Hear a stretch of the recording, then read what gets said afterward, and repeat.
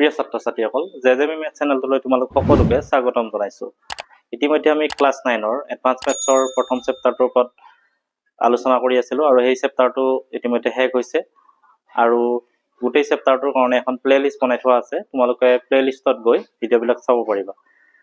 এতিয়া মই ব্যক্তিগতভাৱে বহুত ছাত্ৰ-ছাত্ৰী লগ পাইছো যিবিলাক ছাত্ৰ-ছাত্ৰী গণিতত খুবেই ভাল, কিন্তু তেওঁলোকৰ এডভান্স মেথছ নাই। আৰু ইয়াৰ কাৰণটো যদি সোধা যায় তেতিয়াহ'লে কয় যে এডভান্স ল'ব বিচাৰিছিলো, কিন্তু আমাৰ স্কুলত ছাৰে মানা কৰিছিল। আচলতে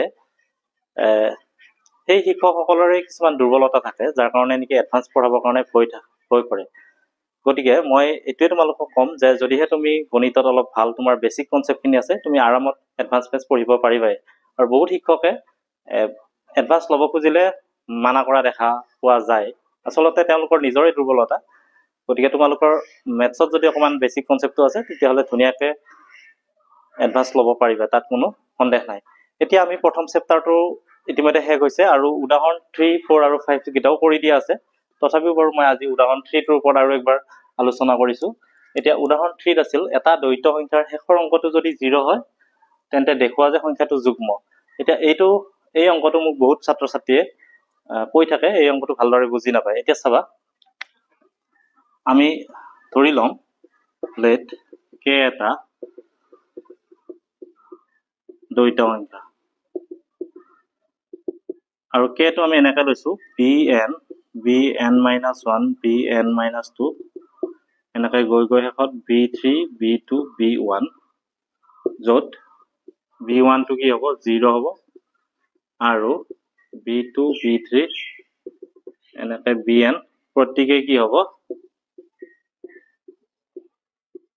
0 নাইবা 1 হ'ব। শেষৰ অংকটো 0 বুলি কৈছে, সেইকাৰণে b1টো 0 হ'ল। এতিয়া চাবা, কেক দশমিকত প্ৰকাশ কৰিলে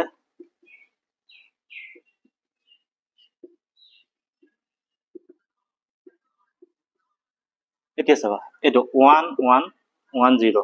এতিয়া এইটো যদি আমি দশমিকত কনভাৰ্ট কৰোঁ 1 × 2 টু দি পাৱাৰ 1 2 3 কিউব লিখো, আকৌ 1 × 2 স্কোৱাৰ, আকৌ 1 × 2 টু দি পাৱাৰ 1 এনেকৈ লিখো। এতিয়া 4টা থাকোঁতে আমি 2 কিউব লিখিছিলো, ইয়াতে আমাৰ nটা আছে। গতিকে কেক যেতিয়া আমি দশমিকত প্ৰকাশ কৰিম তেতিয়া bn × 2 to the power n-1 লিখিম। মানে 4টাত 3টা হৈছিল, গতিকে nটা আছে, গতিকে এটা কমি যাব।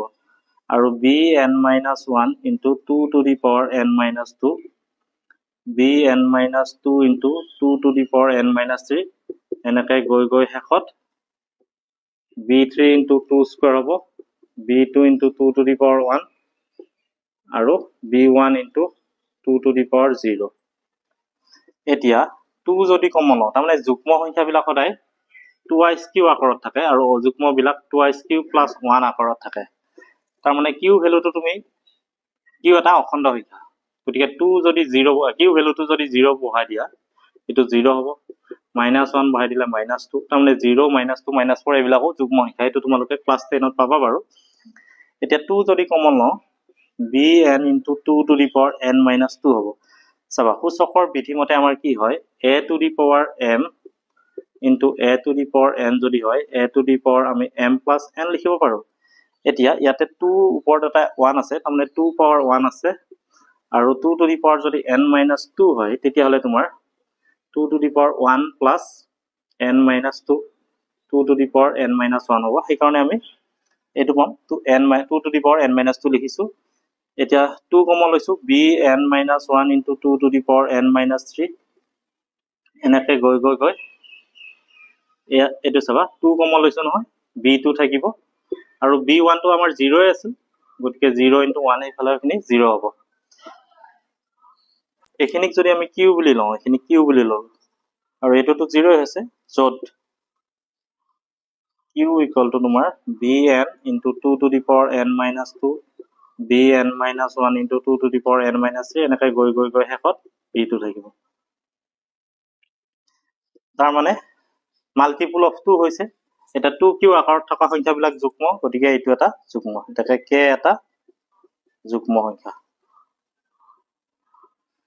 গোটেই সহজ এইটো। এতিয়া আৰু এক্সাম্পল 5 টোত কি আছে তোমাৰ শেষৰ অংকটো যদি 1 হয় তেতিয়া সংখ্যাটো অযুগ্ম দেখুৱাব লাগে শেষৰ অংকটো 1 হলে সংখ্যাটো অযুগ্ম এইটো একে নিচিনা এটা ইয়াতে কি হ'ব b1 টো 1 হ'ব মানে শেষৰ অংকটো 1 হ'ব তো আৰু প্ৰত্যেককে 0 নাইবা 1 হ'ব এতিয়া চাবা এইটো 1 1 1 1 এইটো কৰিলে আমাৰ 1 * 2 টু দি পাৱাৰ 1 2 3 কিউব এনেকা লিখো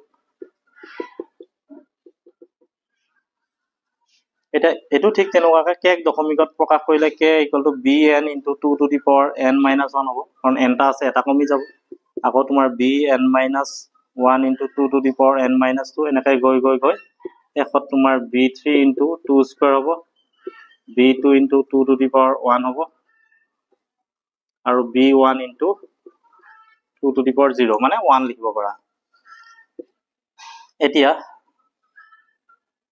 ইয়াতে যদি তুমি 2 কমন লোৱা আগৰটো নিচিনাকে একে নিচিনা bn * 2 to the power n - 2 হ'ব bn - 1 * 2 to the power n - 3 হ'ব এনেকৈ গৈ গৈ শেষত এটো তোমাৰ b2 টো থাকিব আৰু 2 টু দি পাৱাৰ 0 মানে 1 1 * b1 তাৰ মানে b1 থাকিব আৰু b1 মানে আকৌ আমি 1 পাইছো